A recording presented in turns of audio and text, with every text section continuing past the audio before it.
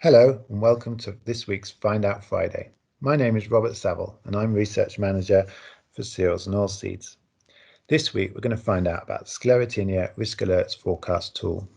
To begin with, I wanted to introduce the disease triangle. This shows three elements: environment, host and pathogen, all required to cause disease.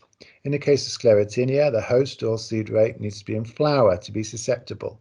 The pathogen needs to be present in the air as airborne ascospores, and the environment needs to be conducive to infection. For more information on each of these elements, visit the Knowledge Library pages. But how do we keep track on each of these elements in your crop? Well, this is where the tool comes in. This can be accessed through the address at the top there. And if you click on Alerts, you'll get this map. And each dot on this map represents a weather station.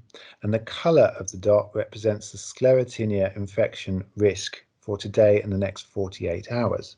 If green is low risk, orange near miss, and red is high risk.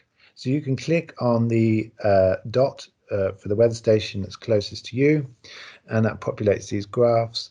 And in this instance, we've got a near miss going into a high risk for sclerotinia development. So you'll use this information together with the flowering stage of your crop and any data you have or information you have on the spores in your area, and that will help inform the decision to spray. We do have a limited amount of spore data on this tool, which you can access using this arrow here.